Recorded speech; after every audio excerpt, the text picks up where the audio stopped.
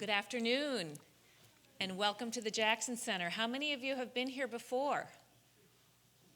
Okay, not too many, so we're glad to see you here, and we hope you'll come back again and again. My name is Susan Murphy. I'm the president here at the Robert H. Jackson Center, and it's my very proud privilege to welcome you all here today. We have students here from Dunkirk. Where are our Dunkirk students? Great, we're glad you're here. We have a number of students here from Warren, Warren area. Do we have a group? Oh, you're too shy. There you are, back there.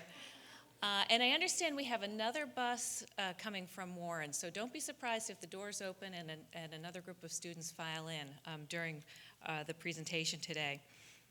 Welcome, everyone. And welcome to our educators who've come with your students. Thank you for making this opportunity available to them. I do want to let you know that we're live streaming this presentation, and we also recorded this morning's session, so that will be available online even after today's session is done this afternoon. So if you want to make it known to any of your colleagues or your friends at school or any other teachers that this will be available online through our website, please let them know that they too will be able to hear this presentation.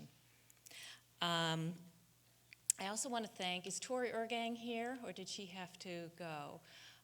The Chautauqua Region Community Foundation sponsored today's event by giving us a generous grant.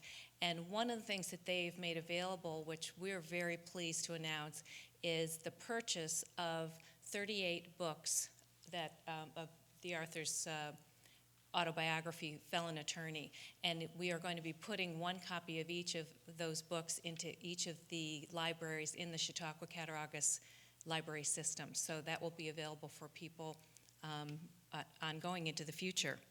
And we thank the Chautauqua Region Community Foundation for that generous grant. This is a very inspirational story you're about to hear. I had the opportunity to hear TheArthur Duncan speak to a group of students on Constitution Day in Buffalo at the Robert H. Jackson Federal Courthouse there.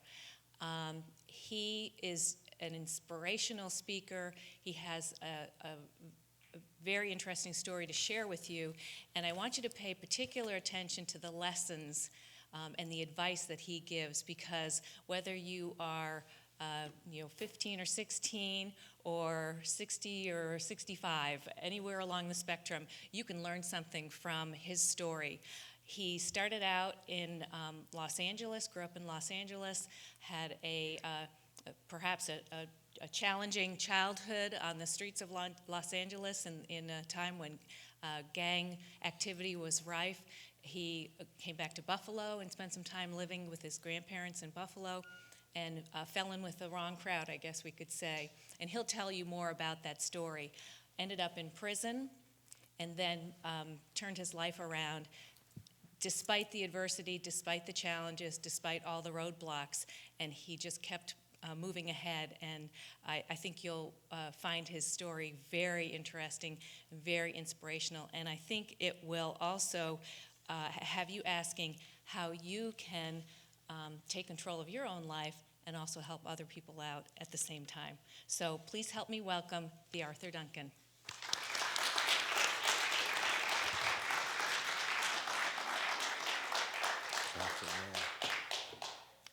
Good afternoon. Can everybody hear me? Yeah? So what did they promise y'all to come here today?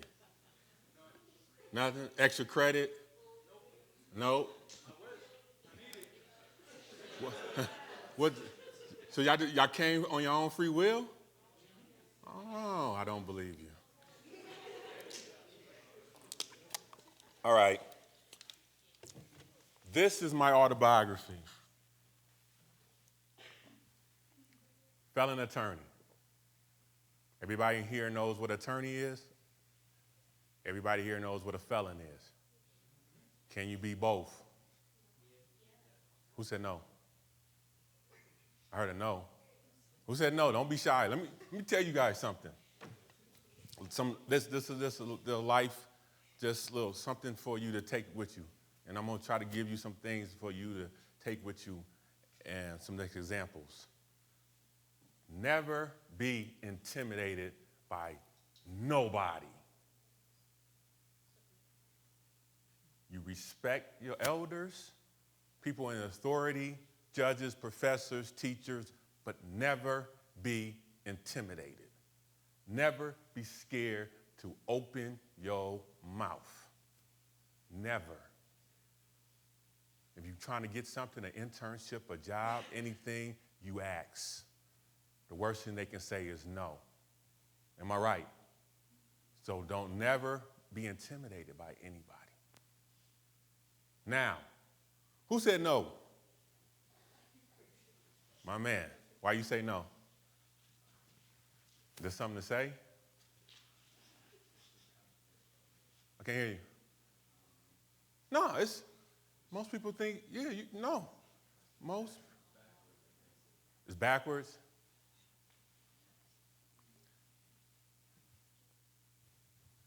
I'm a felon that did 3.5 years in federal prison. I am a licensed attorney in New York State. I am both. Even though I'm an attorney, I'm still a felon. I did not get it sealed, expunged, pardoned. As a matter of fact, my crime is federal. So the only way I can get a pardon is from who? Think that's gonna happen?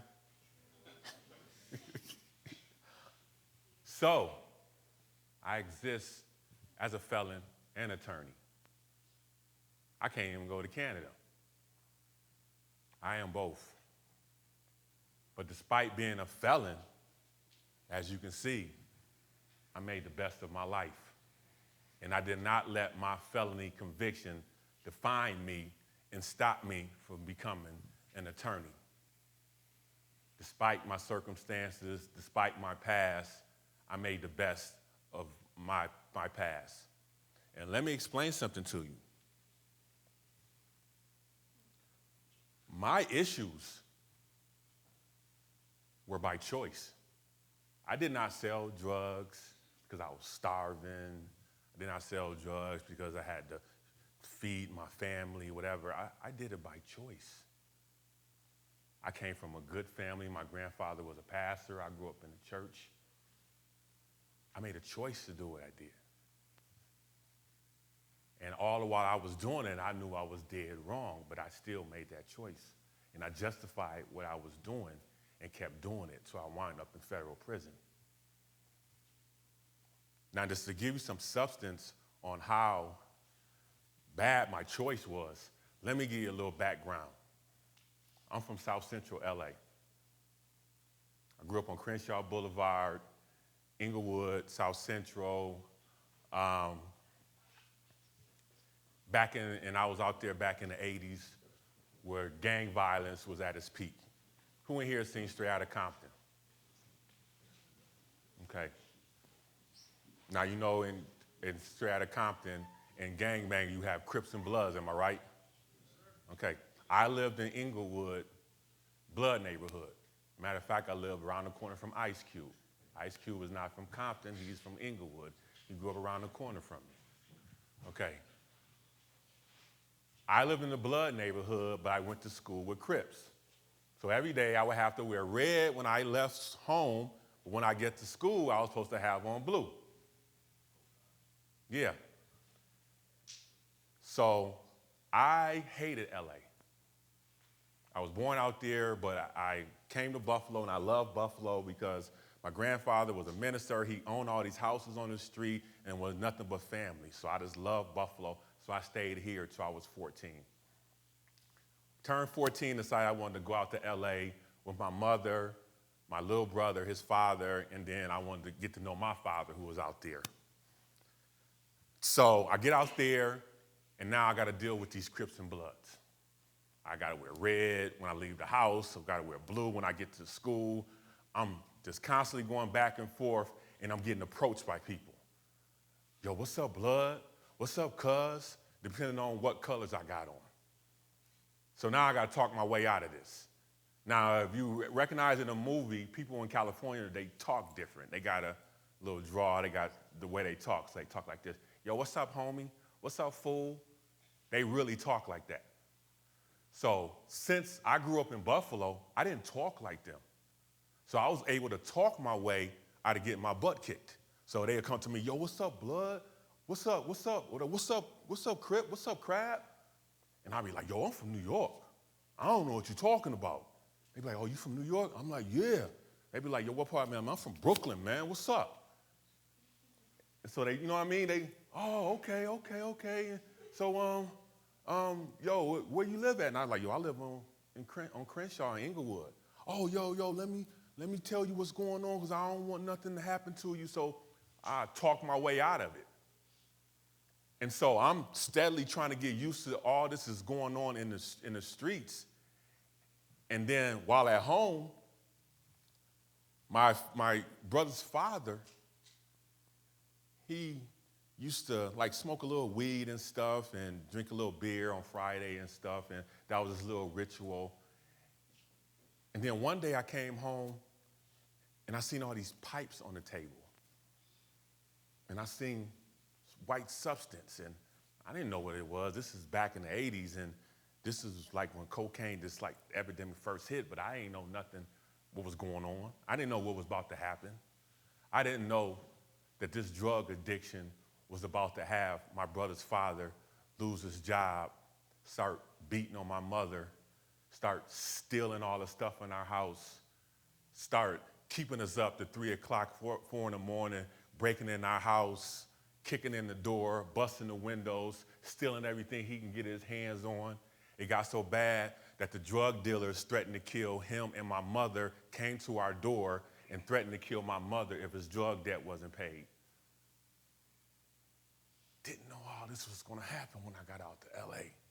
So I'm trying to survive on the streets, all this gangbanging stuff, and my household is in shambles. So I'm like, well, I can't concentrate, I can't play ball, I can't do anything. I get on the bus one day and I got on a purple Lakers jacket and the guy, this Crip, put a knife to my throat, makes me take off my jacket. And I'm like, I'm not feeling this LA stuff. I'm not feeling this. So I stayed there and somehow my brother's father his people paid his drug debt, and I graduated from high school out there, and I was like, let me leave LA for a while and go back to Buffalo, see what's going on in Buffalo. So I go back to Buffalo and start hanging around the guys I grew up with in elementary school. So one day, we playing ball at the park, and one day we go down to the corner, and we smoking a little weed and drinking beer and stuff, and this old, like, bummy guy comes over to my man and like, yo, you got a dime? And so I'm thinking, why is this old man asking for change? Well, I think I got a dime. Why he ain't asked for $1 or something? Why is he, wait a minute, let me get, so my man, he run off. I'm like, well, where is he going? So he come back around the corner, jog around, and hit the man with the package, and dude gave him $10. I'm like, oh, shit, y'all hustling? And then they call me Tone on the streets, and like, yeah, Tone, we out here getting this money. You better get some of this money too. And what did I think about when he said that? My mother, exactly. I thought about everything that happened in L.A. and how detrimental this drugs is to a family. And my grandfather was a pastor, and I'm living in his house. So I'm like, oh, ain't no way I'm going to ever sell any drugs. Never. But guess what? I'm hanging with 9 drug dealers all day, every day. So when you hang with 9 drug dealers, guess what I became? The 10th one. And I tried to work. I tried little jobs, worked at JCPenney's and stuff, and I had my oldest son. And, you know, man, as a man, you have pride. And I remember going to the mall, and my friend, our sons were the same age. So we went to the mall and he bought his son Jordans and Jordan sweatsuits and all this stuff, and I couldn't buy my son that stuff, so he bought it. I was messing with my manhood. I can't afford to give my son what somebody else can. I want my son to have good things too. Now, I ain't got time to be working for it, going to college and stuff, and getting my son tore up right now. He needs some money. So lo and behold, I started off selling a little marijuana, and I started selling crack.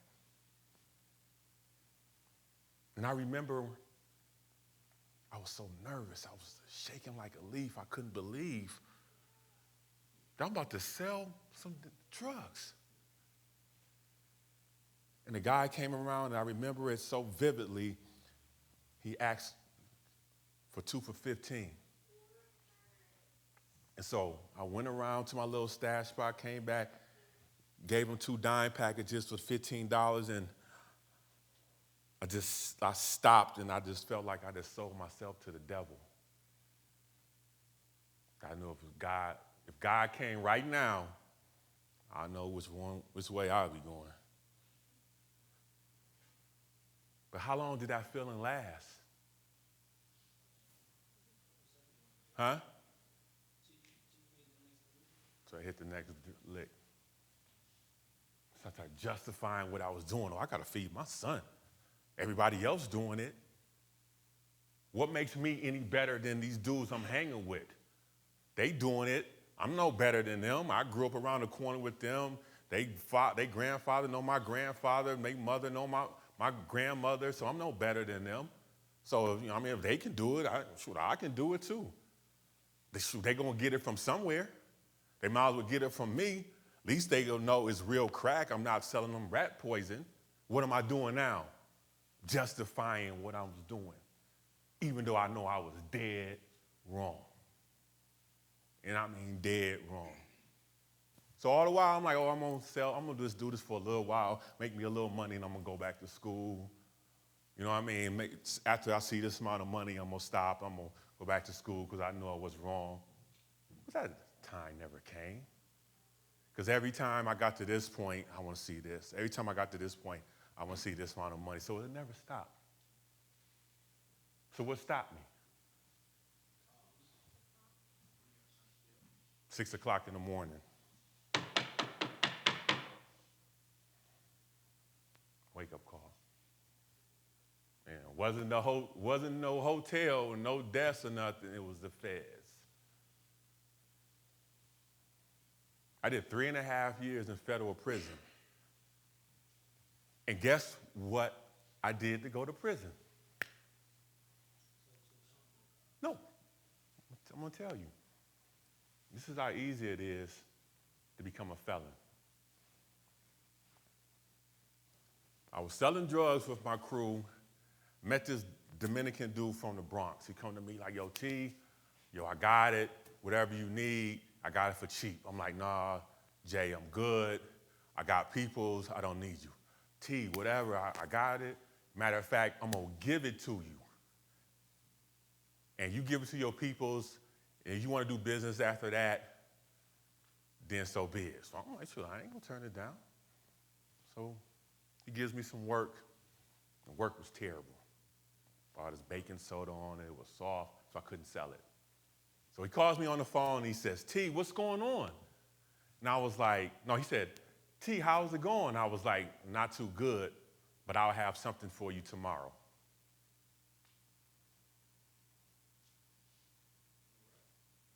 That's it. I did 3 years in prison for that phone call. That's how easy it is. Do you guys know, and I'm gonna give you nuggets along the way, do you know that using the phone for illegal activity is 5 years in prison, no matter what you're talking about?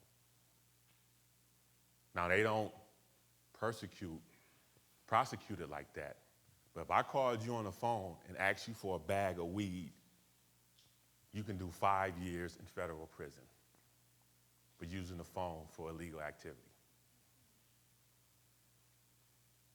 Now, that phone call, I got arrested for conspiracy to obtain and distribute a controlled substance.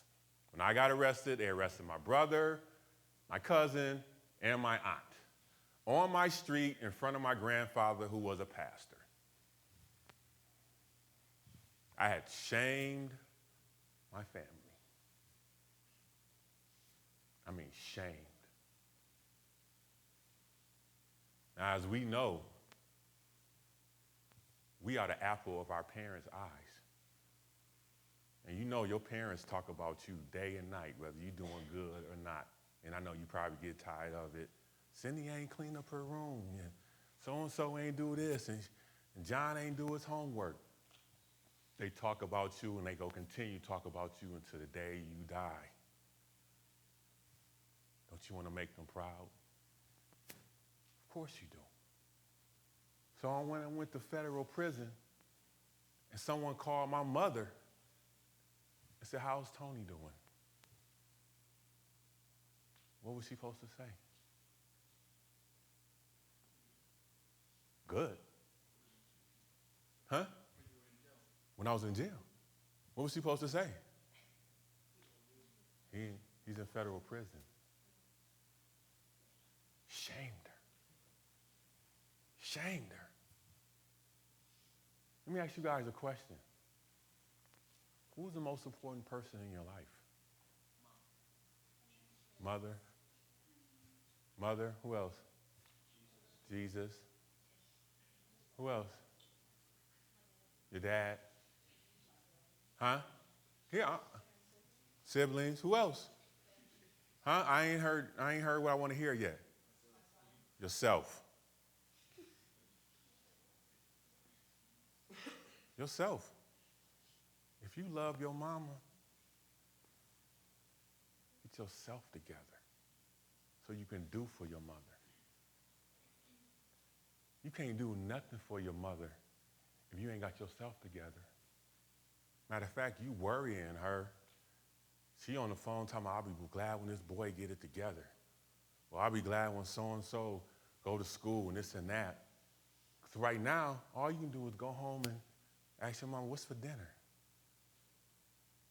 Get yourself together so when you have that career, you can buy your mother that house, that car. Don't worry, Ma, I got it. I'll pay that bill for you. So you got to be selfish. Don't put your friends in front of you, your siblings, your neighborhood. We always talking about, I'm from this neighborhood. I'm from over here. A place that's been there before you was there and is going to be there after you gone. And I did that. I got a tattoo on my arm saying Downtown 31. Now I'm from downtown area of Buffalo. That was my gang, my crew. Downtown, everywhere we went, downtown. Downtown what? Well, downtown cost one of my friends his life. We was at a party, and this was after I straightened my life out and was trying to go to school. We was at a party in the uptown area of Buffalo. A guy started arguing with my brother. The guy talking about uptown, Bailey Street Avenue, blah, blah, blah. My brother talking about downtown, this and that, so they going back and forth. I'm trying to break up the fight. Yo, go home, go home, go home. I'm standing in the middle of them with a plate of food because I was leaving the party. My brother reaches over this guy, punches him in the face, knocks the plate of food out my hand. When the food falls, I jump over to the left to avoid the food splatting on me. Everybody over on the right side got shot. My brother got shot in the arm, my cousin got shot in the shoulder, and one of my friends got killed. So we always tripping over, okay, this neighborhood. Well, it's not worth it. You guys need to look at the big picture. It's more out there than just your neighborhood. It's more out there than just your community. There's so much going on in this world, you guys need to be getting educations, traveling, doing things. Look at your surroundings and your friends that surround you. Don't let them pull you down. You pull them up. I had a client that this guy is working, just had a baby, and he's riding around with this guy with a gun in the car. Now, just so you know, there's a thing called Article 20, that if you're in a vehicle with someone, it has drugs, guns, or anything that's in the car, no matter if it's his or not, you're going to jail too, under Article 20. Anything in the house, constructive possession, you're going to jail too, no matter if you knew about it or not. Pick your friends. So I go to arraignment, and I'm like, I couldn't believe it. When your mother called me and said you got arrested for a gun, you not no street dude. What you doing here? So what did I see? They brought his co-defendant in. This dude got tattoos on his face and all this, and I'm like, what you doing with this dude? What you doing with this dude? You hanging around somebody that ain't got nothing to lose. He don't care about you. He don't. And the thing is, another lesson that I just want y'all guys to learn, like you ladies, you like nice things. You want your boyfriend to have money or whatever, so you date the local drug dealer. Okay. The feds don't play. So guess what? When they take him, they taking you. You don't got to know nothing. You benefit from illegal proceeds and you knew about it. You're going to jail. You knew he ain't had no job, but you took that Louis Vuitton purse. You're going to jail. Then they're going to ask you to tell on him. Tell what you know, or we'll let you go. And then you're thinking, oh, well, I ain't love him that much. He did cheat on me. They just took you just to put pressure on him. Is he a stand-up dude and say, no, she ain't know nothing all about it, let her go, I'll take the plea?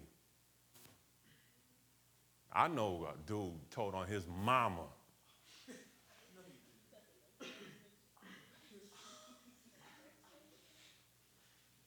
His mother knew what was going on. She used to be like holding some of the drugs and stuff, and he told the feds, oh yeah, she knew what was going on.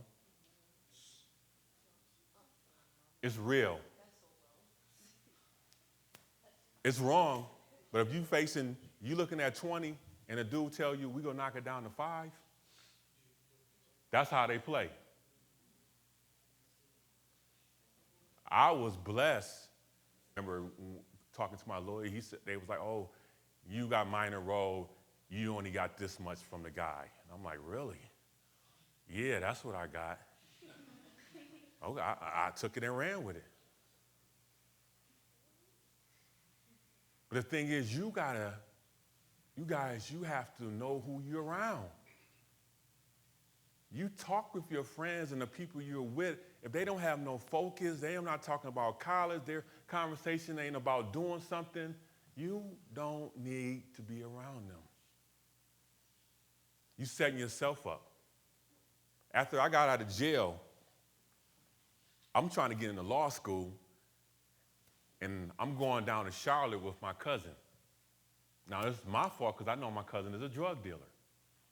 We get into a vehicle, and we're on our way to the airport. And as we know, in the airport, they don't need any probable cause to search you. It's like at the border. Once you get into the airport, all bets are off. Now, I just graduated from UB trying to get into law school.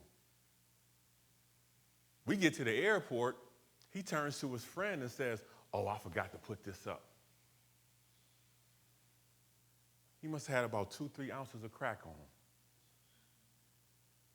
And I'm like, oh my, I'm on parole. I'm trying to get into law school. But it's my fault. I knew what he did. I shouldn't have gotten in the car with him. So you got to know your surroundings. You know what your friends are doing. But you got to look at the big picture. Is it worth it? So I got out of jail after doing I did 3 years in federal prison. I got into this drug program, and I got out early. Now, once I'm out of jail, what am I now? I'm a felon with no job skills. I don't know what I'm about to do with myself. I try to go get a job in the mall. First thing they do is, well, back then they still had the question, have you ever been convicted of a felony? So I'll check yes, and then they said what? And so I tried to use the big language, conspiracy to obtain and distribute a controlled substance. So the lady was like, you were selling drugs, huh? And I was like, yeah, and I just got up and I walked out. And I knew this was going to be the scenario for the rest of my life unless I did something to change this. I was determined not to let my past mistakes affect the rest of my life. We all gonna make mistakes. Everybody got a story. Everybody is going through something, a family member, some tragedy in their life. Everybody knows somebody that's been in trouble before, jail. Somebody in here might be arrested before. The point is, you cannot let those issues, those circumstances, those mistakes, or anything hinder you from being a successful person in life. You know how many doors I got closed in my face trying to become an attorney? How much lip service, and somebody tell me, oh yeah, TheArthur, I'll write you a letter of recommendation. Oh yeah, don't worry about it.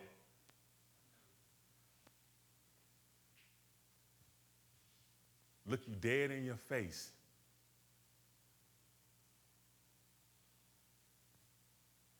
And once I got out of jail and I enrolled in school, and I had a conversation with a professor, and he was like, TheArthur, when you graduate from ECC, what do you want to be in life? What are you trying to be? And I was like, well, I always wanted to be an attorney, but I don't think I can. And he said, well, why not? You're an intelligent young man, and I think you can do it. I said, no, I can't. I'm a convicted felon, and I just did 3 years in federal prison. Now, this conversation could have went two ways. The professor could have deaded him like, oh, yeah, sorry about that, and could have left it alone, but he didn't. He said, does that stop you from becoming an attorney in New York? Guys, if you don't get nothing out of what I'm telling you, please get this. Do not assume anything. Do the research. Don't think because that's what they say. I assumed that I couldn't become an attorney because of my felony, and it was untrue. If somebody tells you something and it doesn't sound right, like you go to the doctor, seek a second opinion. I spoke to a junior college in Buffalo, I'm not going to say their name, to their criminal justice department. The counselor came to me and said, TheArthur, I need you to come and speak to our school. We've been telling these kids all wrong. Here you have a college giving out bad information. We've been telling them that you can't do anything in the law field, become a lawyer or anything if you've been in trouble before. Bad information. They would tell you in a minute, oh, you can't get financial aid with a felony. I got it. Bad information. Do the research. I got friends that have became registered nurses that's felons because of my story when they were turned around at different places and people told them you can't be a nurse with a felony. Yes, you can. So do not assume anything. Do the research. So he came back to me and he said, no, it's discretionary. You can become an attorney in New York State with a felony. You're going to have to go to get your bachelor's, go to law school, pass the bar, and then you're going to have to go in front of this committee. And they're going to tell you whether you can practice law or not. So what did I have to lose? I was like, worst case scenario, I'll have a Juris Doctorate and I'll be able to find a job with that. So I decided I started getting good grades along the way. And like I said, there's always going to be trials and tribulations along the way. It's all about how you react to them. Now I'm going to tell you a very deep story, and I didn't tell this to the first group. But I think you guys can handle this.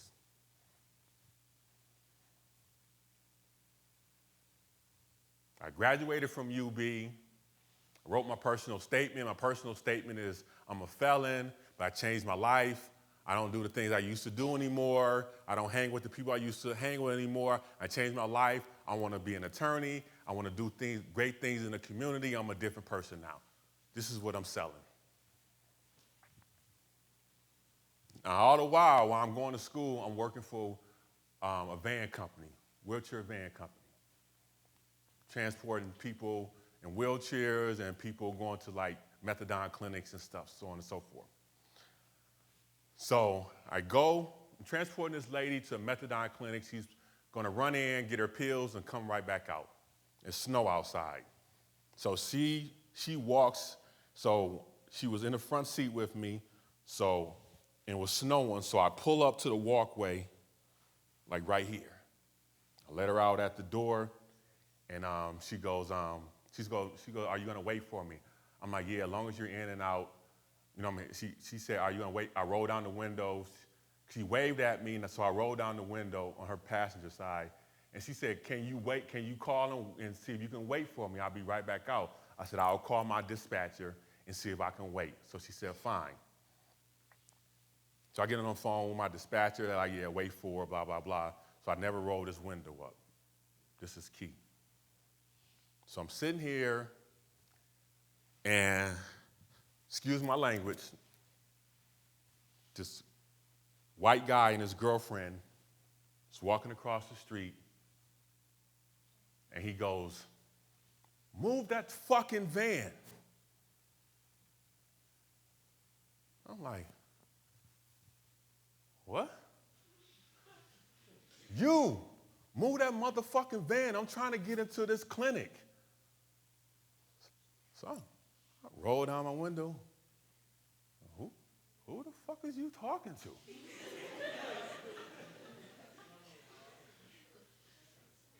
It's funny now. He said, I'm talking to you, nigger.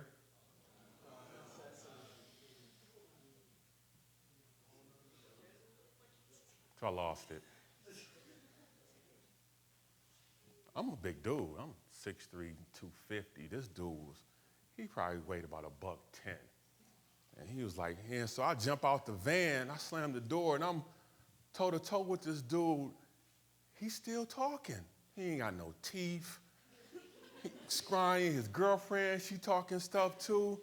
And I'm like, I'm about to murder this dude.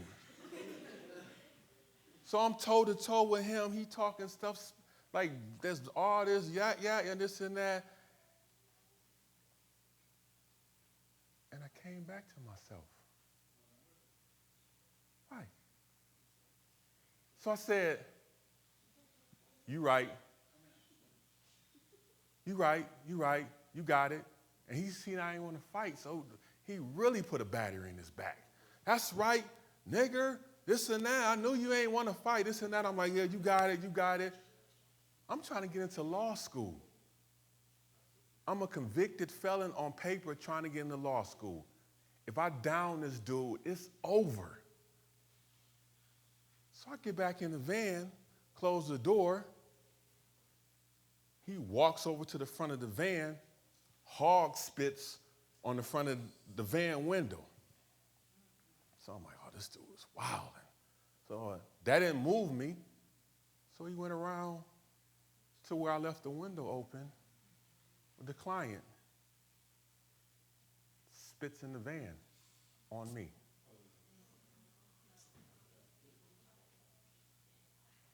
What did I do? What did I do? Huh? Who said I did something? You said, you hope I did? What did I do? Nothing. Because if I did, I wouldn't be standing in front of you right now. What's the point? The big picture. Your choices, your decisions. Everything I had worked for, going to college, graduating with a 3.5 GPA, trying to get into law school, interning for judges and all that, I could have lost that just like that. Would nobody remember none of that? I would have been back in federal prison.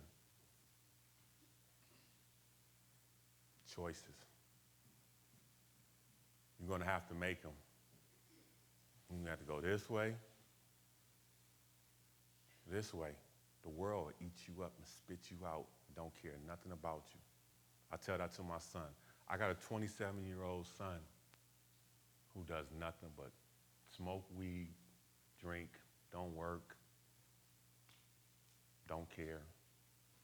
That's why I say, what are you doing? Oh, Dad, when you was that age. I'm tired of hearing that story. You're not me. You're not going to get the chances that I got. And I'm blessed that some of the stuff I went through, it turned out the way it did. When I dropped the food, I could have been on this side. I would have been dead. When I got out the halfway house, all my friends were still selling drugs, but I chose not to. And 2 months after I got out the halfway house, my closest friend got caught in a hotel with $400,000 buying drugs from an undercover. He's doing 25 now. He's been in jail, for 14 years now. With good time, you got to do another 6, 7 more. Choices.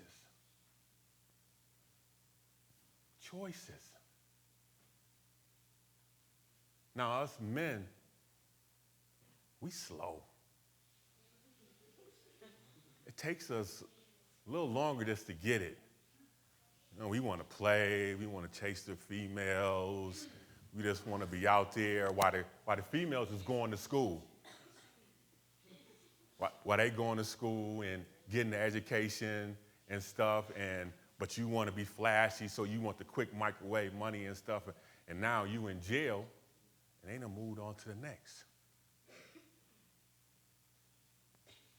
But I always think to myself, I'm like, what if I would have went the straight route? Now, I was always smart, but I didn't want to be smart. I wanted to be a rapper. I thought I was going to the NBA. You know what I mean? Then I got into the in crowd, started being a drug dealer. When I was a nerd, I'm a nerd. My name is TheArthur. Always smart. I was so smart, everybody used to copy off my paper so much that I start getting pissed and I start writing the wrong answer. Let them copy it. Then they turn it in. Then I erase it. And then I turn mine in. Always smart. But I ain't want to be smart. So guess what I was doing? Dumbing myself down. Do you understand that analogy? Dumbing yourself down to hang with the crowd. Who wants to be average? You can't be average. You got to distinguish yourself from everybody else. And it's hard because everybody want to have friends and you want to hang with people and stuff. But when it comes down to it, what if there's a job 1,000 people want it. You want that job.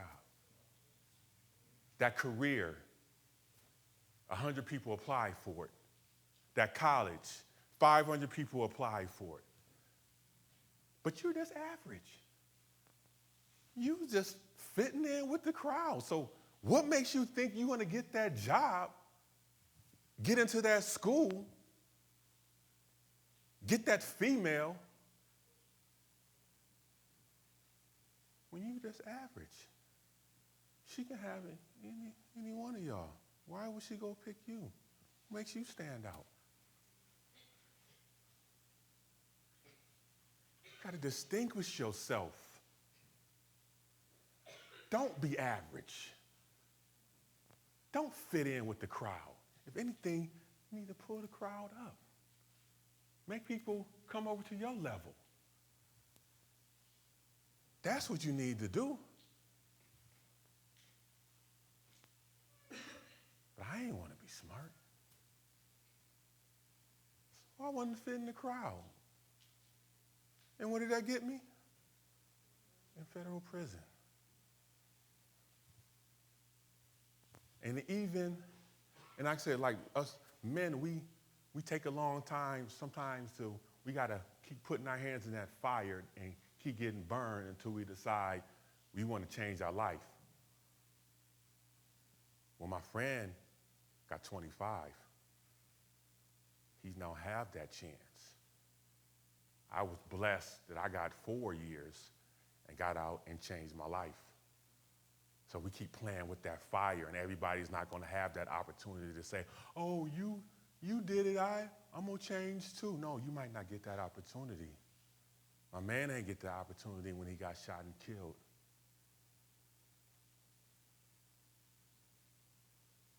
You got to keep thinking. Think big picture. And another thing is that, and like I said, and once I decided to change my life, it wasn't easy because I'm still in Buffalo, still seeing the same people. Just like they do in AA, you have to separate yourself from people, places, and things if you know they're no good for you. And then along the way, once you put yourself in a good group of people, you'll be surprised how all these opportunities start coming. So with me, I interned for a Buffalo City councilman. And now he's introducing me to other councilmen, other assembly people. Then I get an internship with a judge. Now this judge has introduced me to other judges and other people. And so they're just passing you along, passing me along. So by the time I got to this, graduated from law school, got to this character and fitness committee with people that can decide whether I can practice law or not, I had a letter from my pastor, I had a letter from councilmen, judges, assembly women, councilmen, state senators, because they believe in giving a second chance. It was tough now, and the funny story is when I actually went to the Character and Fitness Committee after I graduated from law school, they made me sit there, and they called me in, and I had to interview, but I had a one-on-one interview, and they told me, okay, go back out there. We're going to bring the whole committee so they get to ask you questions to see if they're going to let you practice law. So that's when I knew. I said, oh, yeah, it's on now. They're going to put the hot light on me and have me in the chair and grill, ask me all these questions. I mean, I had a story, a spiel for every time I got arrested. But the thing is that I had changed my life so much and had people believe in me that all these letters pushed me through. And I remember sitting there, and there was a guy behind me, and he was like, he was worried about, he had a disorderly conduct in law school he was worried about. And I swear I just want to turn around and just smack him. I said, that's what he's worried about? I'm worried about being in federal prison for 3 years and being a convicted felon and whether they're going to let me practice. And I've been along this journey for 8 years trying to become an attorney. All through all this lip service and all these closed doors, I didn't get into UB Law School at first. And I got on the wait list, they denied me, and the person in the admissions committee, oh, TheArthur, don't worry about it, we're gonna get you into school, this and that, blah, blah, blah, rejection. Next year, oh, TheArthur, don't worry about it, we're gonna get you into law school, blah, blah, blah, blah, rejection. So I got into a law school in Cleveland. But at the time, I got a wife and 4 kids. I can't afford to move to Cleveland. But Cleveland is 3 hours away. So what did I do? I drove. Got up Monday morning, 5 o'clock, drove 3 hours to make my 9 o'clock class in Cleveland. When I had money, sometimes I'd stay in a hotel overnight, but I was steadily going back and forth. It was so, I went back and forth so much I couldn't study. So my first semester in law school, I got 3 D's and 2 C's. I almost flunked out of law school. So second semester, I got some money from my dad, and I was able to get me an apartment. And second semester, I got like 2 A's and 3 B's, so I was good. But my whole thing was I was trying to get back to UB because I got a wife and kids to support. And then it took a judge that I interned for, believing in me, to get me into UB. Now the thing is that my point with that is, you guys are going to have to do the work to distinguish yourself. Like if you want a career or something, or in whatever field, you need to volunteer.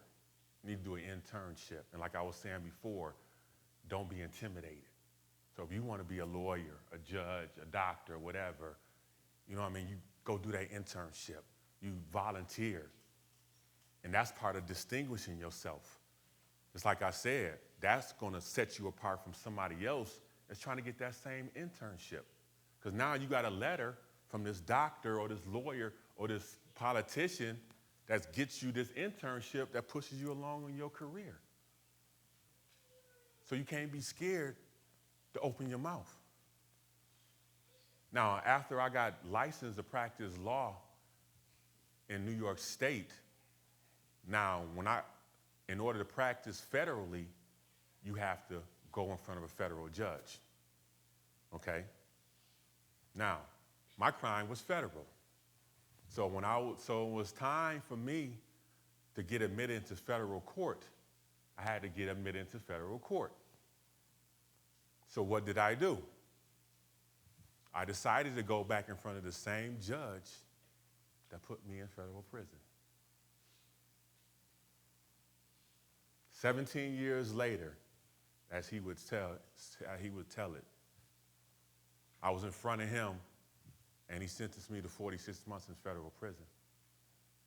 Now, 17 years later, I stood back in front of him as a licensed New York attorney, petitioned to be a federal attorney. And my sponsoring attorney was the same attorney that defended me when I went to jail. So this is a total 360 degrees change. And my sponsor attorney, he told the judge, he was like, well, Judge, at least this time, I'm going to walk out here with TheArthur. Because before, I was gone. I went to federal prison. So what's the point of all this?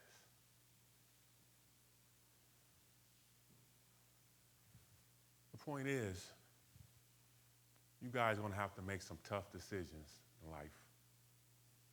You're going to make some mistakes. You're going to do good. You're going to do bad. But you can't let the bad define you. You just can't. You guys gonna have to get focused, stay on the right path. And you might get into college and change what you want to be, your major, but the point is you're in college. But you're gonna have to make a choice. Because like I tell my son, if you want to stand out there in that corner for the rest of your life, ain't nobody go care. You got to care about yourself. You have to. Any questions? And I'm going to be mad if your guys don't have any questions. Yes, in the back. You practice law? Yes, I practice law. And as a matter of fact, I am on a homicide trial in Mayville. I represent Rebecca Ruiz, who's accused of killing her boyfriend. That trial starts next week.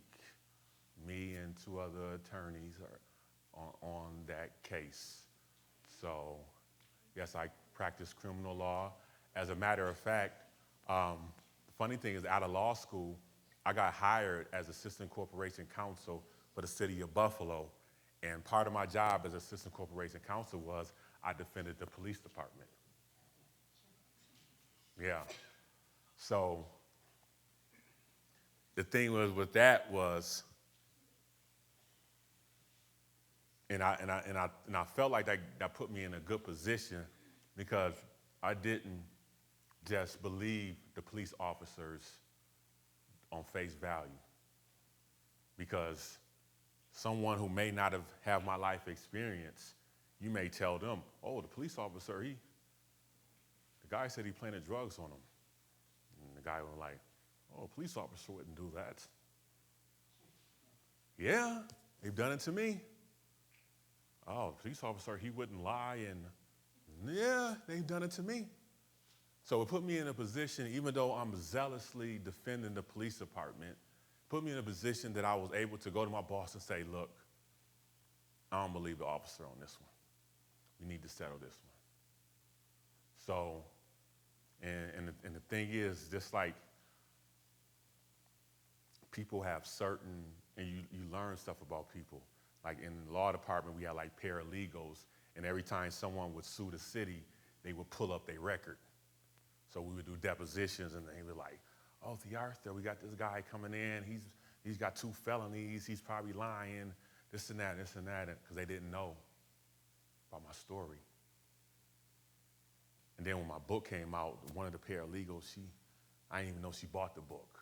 She came in my office crying, put the book on the table. She said, TheArthur, I had no idea. And I knew why she was saying it. Because every time we had somebody sue the city with a felony record, she was the first one digging up their stuff. Yeah, this guy's a liar. This guy's a liar. Ask him about this and that. And I knew. Because, I mean, everybody prejudges. We are to a certain extent. You know what I'm saying? And that's one reason why I wrote the story and I put it out there, because it's a stigma that I need to remove all the excuses. And people come to me and I ask people, and I was like, well, what you doing with yourself? And they be like, because they call me Tone, can't do nothing, No, I'm a felon. I'm like, oh, well, I'm a felon. Oh, well, I got the wife and kids at home. Oh, I got a wife and 5 kids. Oh, well, I'm from down the way, the hood, and I grew up around the corner from you. No excuses. Oh, I'm too old to be trying to go back to school and this and that. Well, I graduated from law school at the age of 42. Everybody got a story. You can't use it as a crutch. I mean, I could have very easily, the stuff I went through in L.A., with my my brother's father and all the stuff, use all that stuff to be like, I'm not going to never do nothing good in life. You know what I'm saying? I come from a broken home, and I've been through this and all this stuff. I could have very easily kept using all that stuff.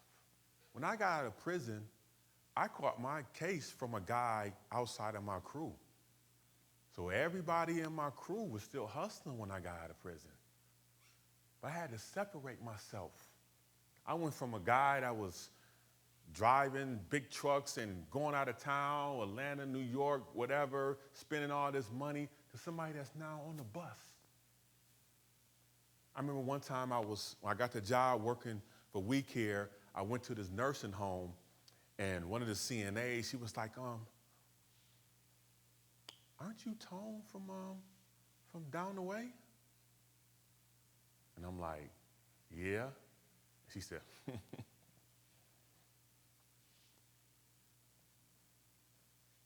so funny. Nothing. I knew why she was laughing. But you can't let that pride would have got me back out there selling drugs and back in prison. That pride of not wanting to catch the bus and do things the right way and worry about what somebody was thinking about me would have got me back in prison. It's not worth it. It's not worth it. Not at all. Not at all. You guys will have to make some choices. It's going to be easier for some of you guys than others because you're already probably in a good position. You're already planning for college. You know what I mean? You have good family support, so on and so forth. And some people may not have all that. Some people, you know what I mean, I can't go to college. I got to get a job and help put food on the table for my family. Everybody has a situation, but even with that, make some plans for the future. If you got to work straight out of high school, you go to college part-time. Just do the work. Do the work. Don't look at it like, oh, it's going to take me 4 years to get this degree. If I want a master's, it's going to take. Don't look at it like that. Step by step. Year after year. By the time you turn around, you like graduate, you'll be done. Then you'll be able to take care of your mama, take care of your dad. Remember, you blazing the trail, you setting the example. Even when you think people are not watching, they are. And you have somebody coming to you on a slide, be like, yo, I like what you're doing. Yo, I think I want to go to school too. Why are they doing it on the slide? Because everybody else think it's not cool. Going to school, doing things the right way. Because they was talking about you when you was going to school. But now they seeing you doing good things. You got an education, a job. I'm going to tell you. First of all, I have nothing to show for selling drugs all those years. Second of all, when you do things the right way, the comfort level is, you can't imagine going from hiding money in closets and in people's houses and all that to going to the bank with a checkbook and writing out a check, doing things the right way, not the wrong way, not trying to get around the system. You make the system work for you. Of course, you're going to get out of life what you put in it. If you're going to half-ass it and be lazy, you're going to get a half-ass job.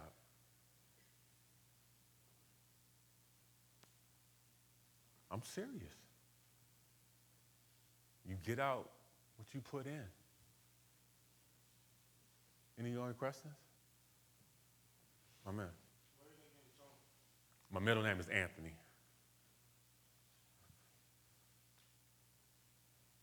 Right here. Federal, Western District of New York, and New York State. Like when you get barred, New York has what's called reciprocity. After 5 years, I can waive into different states that have reciprocity. but I'm only licensed in New York. If I would go to a different state, I would have to take the bar again, or again, after 5 years, I can waive in if they have reciprocity. Federally, you get admitted per district. So even I'm admitted in the Western District of New York. Oh, man.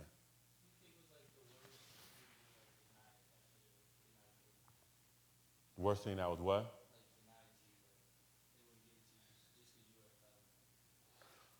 Well, along the way, when I got into UB, they told me I can get into school, but I couldn't live on campus. Even though I had a wife and family, I didn't need to live on campus, but what if I needed that? When I got into my school in Cleveland, they had housing, but they told me I couldn't live there because I was a felon. It's just different things. Just like I can't go to Canada. You know what I mean? It's different things. It's like, and I use this example when I was speaking a couple of months ago, and I used this example. I was speaking at this law firm, and I held up my book. I said, Felon-Attorney. I'm a felon attorney. What do you see right now? And everybody raised their hand. Oh, I see the felon. I see the attorney. I see the attorney. I say, yeah, you see the attorney because I'm standing in front of you with this suit on. We're in a law firm, so you see the attorney. As a black man, once I take off this suit, throw on some jeans and some Timbs and a hoodie, and I'm in the hood, I'm a felon.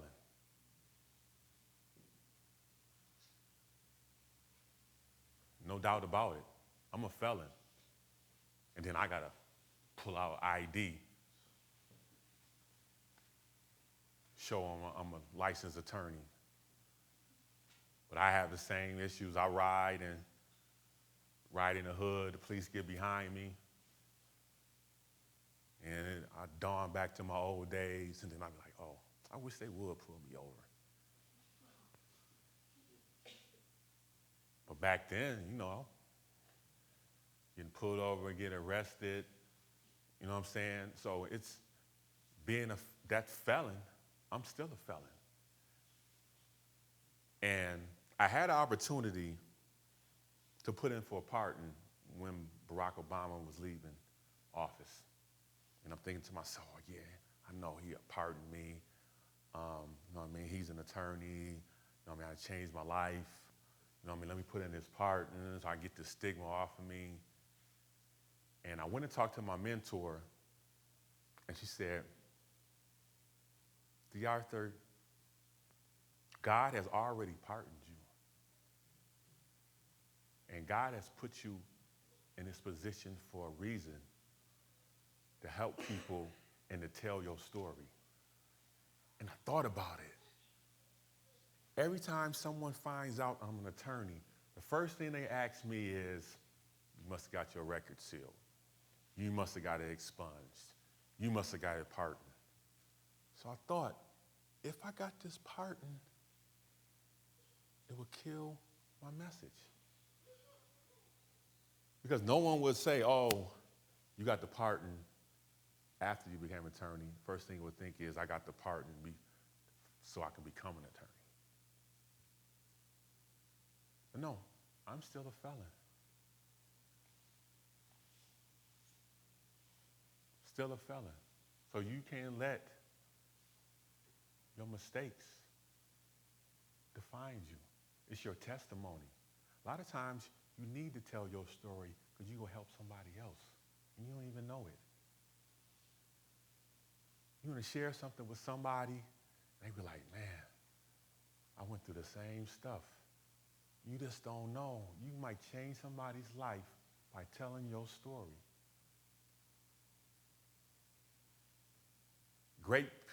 Most great people went through great trials and tribulations and came out on top and have that story to tell. And that's how we know they're great.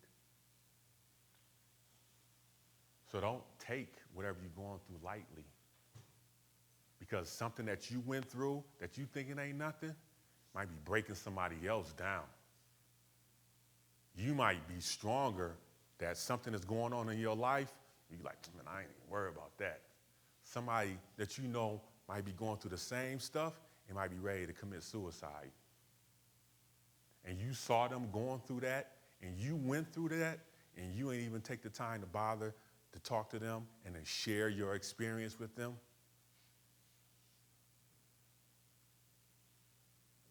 Share your story. Uplift people. Tell people, I know what you're going through. As an attorney, doing criminal law, I can really sit down with my clients and be like, dude, yep, I know exactly what you're going through. Oh, I tell them in a minute, stop crying. You ain't did half the stuff I did. Don't worry about it. This is just a momentary hiccup. You can change your life. Here, read my story. Your life is not over. I changed, you can change too. After we get done with this, I'm gonna help you. So they go from my client to someone I'm mentoring and counseling. And that's part of the reason why I do it.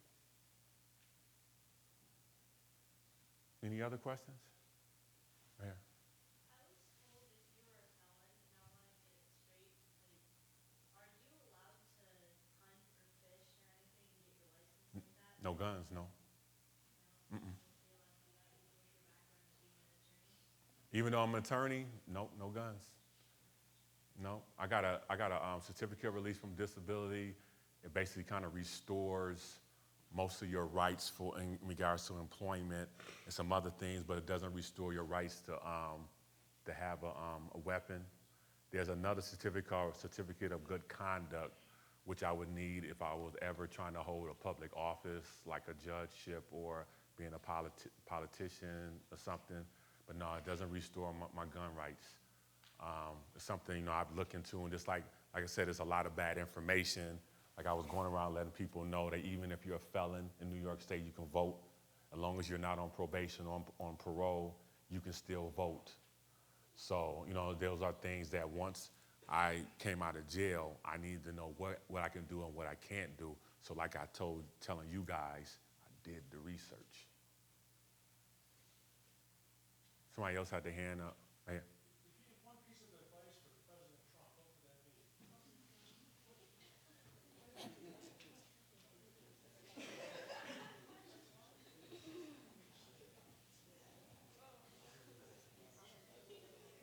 I can't speak on him.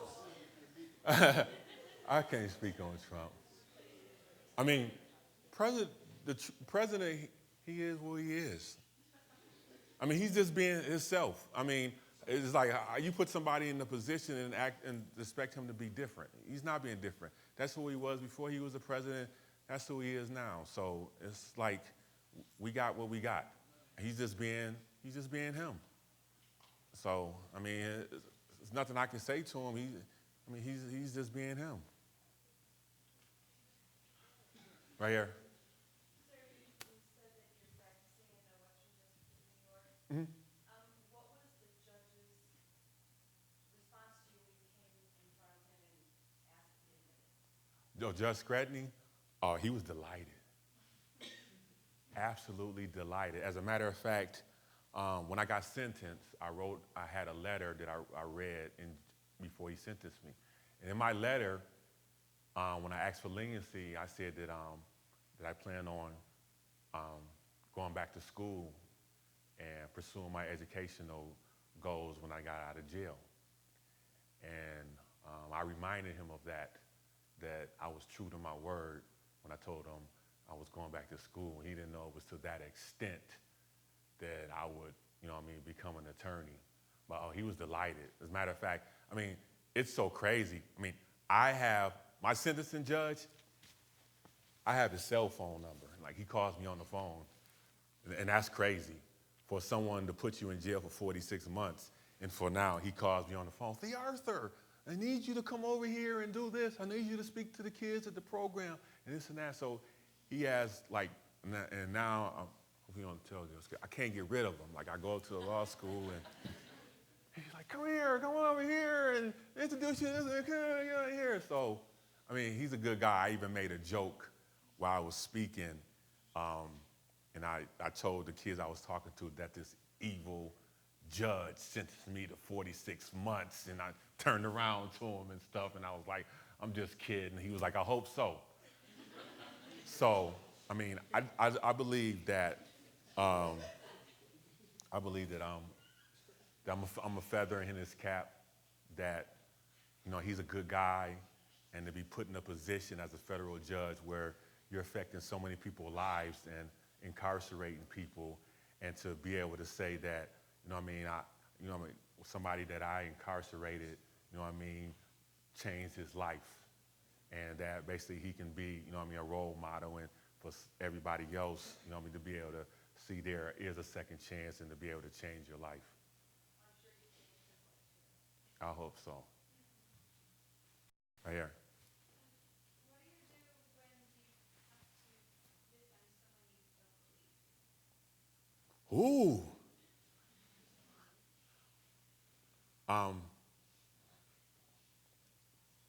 My clients have a constitutional right, and this is a very general answer to that question, to the best possible defense that I can give them. I have the ability to turn down cases that I won't take. So if a guy is accused of being a pedophile or something that, is way beyond my beliefs and stuff, I won't take the case. Besides that, I try to give my clients the best possible defense I can. It's up to the people to meet their burden to prove their case. It's sad that sometimes you can get someone off on a technicality. A lot of times it's called lawyership. Like, it's not my fault that I'm a better lawyer than the prosecutor and I got my client off. And for the most part, most of my clients are guilty. They did it. And so I just try to provide them with the best defense, and however they want to pursue it, whether they want to try to get the best plea for them possible, or if they feel like they want to take it to trial and see if they can get off, then we go to war. Anybody else? Right here. What made you pick law instead of any other study in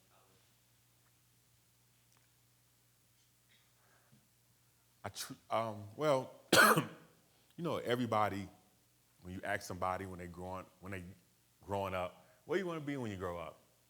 A lawyer, or a doctor, so on and so forth. So I always wanted to be a lawyer, but I never really looked into it. And that's what people always ask me, while you was in jail, you must have been a jailhouse lawyer. You was all in the law books and stuff. And I was like, no, I wasn't. I wasn't into nothing when I was in jail except trying to stay alive.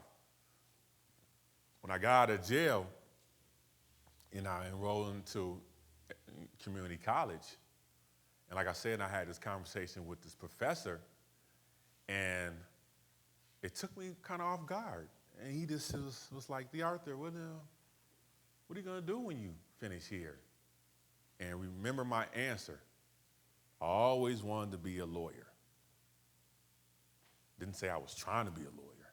Didn't say I enrolled in ECC to be a lawyer. I just said I always wanted to be a lawyer. My whole thing was when I enrolled in the ECC, my whole thing was like, I got this felony. I need something to distract some employers from this felony. So my whole thing about going to school was I was like, let me get me associates. Let me get me a bachelor's, maybe even a master's. So when I go fill out this application, so when I go try to get this job, they just don't see this felony. They see, okay, he has a bachelor's, or he has a master's. So my whole thing about going to law school, I didn't, like I said, I didn't even think it was possible. So when he asked me, I was like, I always wanted to be a lawyer, but I can't. And that's he was like, well, why you can't? And I was like, I'm a convicted felon. And, that's how the story, started. And then he was able to, help me. And then I found, along the way, becoming a lawyer. Like I said, I'm still a felon. That stigma is real. If I wasn't a lawyer, I'm basically a second-class citizen. For real. As a felon in society, you're almost a second. You can't get certain housing. You know what I mean? Like I said, I can't go to Canada. There's a lot of stuff that you can't do. Jobs, you know what I mean? There's a lot. They run background checks. Everything as a felon, it's a lot you can't do. But becoming an attorney just kind of brought me from here to, it's just you know what I mean, brought me up to another level. But and that's why my law degree is sacred to me. I'm not gonna do nothing. If you came up to me right now and punched me in the face, I'm gonna run. And I'm being funny, but the thing is that they allowed me to practice law with a felony. I'm the poster child. I can't mess this up because somebody after me that comes, they could be using me as an example. Say, TheArthur did it. He's still doing well. He's doing great. Maybe we can give this guy a chance. But if I mess this up, they could be like, yeah, I messed it up for everybody. They're like, we tried to give guys a chance. He messed it up for everybody. Any more questions? Come on. Oh, okay, that's fine, that's fine. All right, guys. I want to see you guys in the future coming up to me and say, TheArthur, I seen you speak at the Robert X. Jackson Center. I'm a lawyer now. I'm a doctor now. I'm an engineer now. You know what I mean? Your message was so good, and you know what I mean? I had some issues. I got through them. So I want to see some great things from y'all, okay? Have a good day.